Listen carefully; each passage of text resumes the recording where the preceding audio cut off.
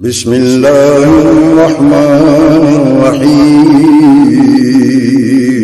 شروع اللہ کے نام سے جو بڑا مہربان نہایت رحم والا۔ السلام علیکم ورحمۃ اللہ وبرکاتہ۔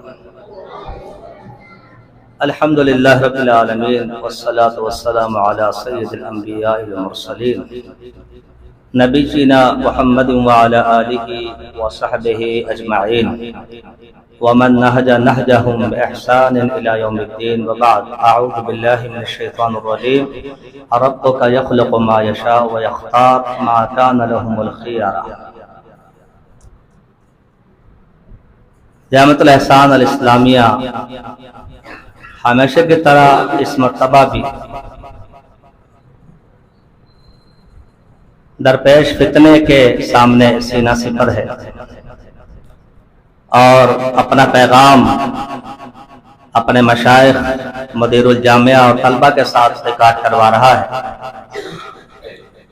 میں اپنے ساتھیوں اور مشائخ کی بات پر کچھ اضافہ تو نہیں کر سکوں گا، البتہ وہی سبق جو ہم پڑھتے، سنتے اور سناتے ہیں اسی کو دوبارہ سے تجدید کے ساتھ، ترتیب کے ساتھ آپ کے گوش گزار کرنا مقصود ہے۔ تخلیق اللہ کا فعل ہے۔ ربک یخلق ما یشاء، تیرا رب جو چاہتا ہے پیدا کرتا ہے۔ اللہ کے تخلیق میں لا تبدیل لخلق اللہ، اللہ کے تخلیق میں کوئی تبدیلی نہیں، کسی کو وہ تخلیق پسند ہو یا نہ ہو، وہ مخلوق پسند ہو یا نہ ہو۔ میں عمومی طور پہ کہتا ہوں کہ لوگ بسا اوقات سوال کرتے ہیں کہ یہ حشرات الارض، یہ کیڑے مکوڑے، یہ اللہ نے کیوں پیدا کیا؟ جواب ایک ہی ہے، ربک یخلق ما یشاء۔ ممکن ہے کہ ہم یہ کہہ رہے ہو کہ یہ کیوں پیدا ہوا، اور ان کو زبان ملے تو وہ کہیں گے آپ کیوں پیدا ہوئے۔ ربک یخلق ما یشاء، جو چاہتا پیدا کرتا ہے۔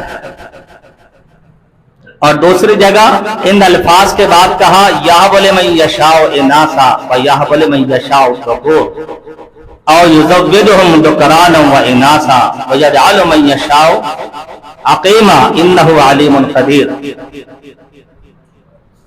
تخلیق اللہ کا فعل ہے، اس میں کوئی تبدیلی نہیں۔ اللہ کہتا ہے لا تبدیل لخلق اللہ، یہ مخلوق کے لیے کہا جا رہا ہے کہ مخلوق کو اجازت نہیں کہ وہ اس میں تبدیلی کرے۔ اگر کوئی کرتا ہے تو وہ ابلیسی ایجنڈے پر کاربند ہے۔ اس نے کہا تھا وَلَآمُرَنَّهُمْ فَلَيُغَيِّرُنَّ خَلْقَ اللَّهِ، میں لوگوں کو حکم دوں گا وہ تیری تخلیق کو بدلیں۔ کوئی علمی نکتہ نہیں ہے، سادہ ترجمہ ہے، ساری دنیا جانتی ہے۔ تو اللہ کے پیدا کردہ چیز کو بدلنا،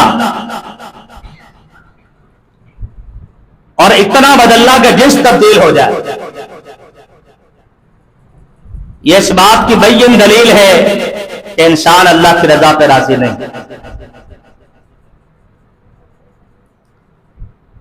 صحابہ کرام رضوان اللہ علیہم اجمعین کے بارے میں اللہ نے کہا اللہ ان سے راضی، وجہ وہ اللہ سے راضی۔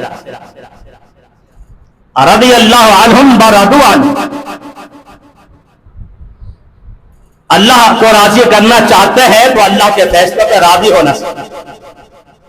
اور یہ تبدیلی حقیقتاً ممکن بھی نہیں، جس کو لوگ کرنا چاہتے ہیں، اختیار کرنا چاہتے ہیں۔ مشرق بناوٹی کھیل ہے، اس لیے کہ شکم مادر میں، رحم مادر میں جب انسان 120 دن 4 ماہ گزار لیتا ہے، فیصلہ وہاں ہو جاتا ہے کہ یہ مذکر ہے یا مؤنث، وہاں فیصلہ ہو جاتا ہے۔ بلکہ بعض علماء نے کہا یہ جو آیت ہے خلق الذکر والانثى من نطفۃ اذا تمنى، اس سے استدلال کر کے لکھا کہ جس وقت رحم مادر میں نطفہ پہنچتا ہے اسی وقت فیصلہ ہو جاتا ہے کہ یہ مذکر ہے یا مؤنث۔ اب کوئی کہے کہ جی دنیا میں آنے کے بعد میں اس فیصلے کو نہیں مانتا، تو در حقیقت وہ اللہ کے فیصلے کو نہیں مانتا، اور ڈھکے چھپے لفظوں میں یا فطرت کے مسخ ہو جانے کی وجہ سے انسان گناہ میں واقع ہوتا ہے، مگر اس سے بڑھ کر اللہ کے آداب کو دعوت دینے والی کیا بات ہوگی کہ اسلام کے نام پر بنا ہوا ملک، نام نہاد 73 کا اسلامی آئین، اس کے ماننے والے پارلیمنٹ کے اندر ایاک نعبد و ایاک نستعین کا ذکر کرنے والے، سورہ اخلاص پڑھنے والے چاہے غلط ہو، وہ یہ کہے کہ جی ہمیں یہ بالمنظور۔ امام ابن تیمیہ رحمہ اللہ نے لکھا کہ لوط علیہ السلام کی بیوی اس گناہ کے کام میں ملوث نہیں تھی۔ انبیاء کی عورتوں کو اللہ محفوظ رکھتا ہے، مگر وہ ان کے اس بدترین فعل پہ خاموش رہتی تھی، اور خاموشی رضامندی کی دلیل ہوتی، اس لیے جو عذاب ان کا مقدر بنا وہ اس عورت کا مقدر بنا، اگرچہ وہ پیغمبر کے گھر والی۔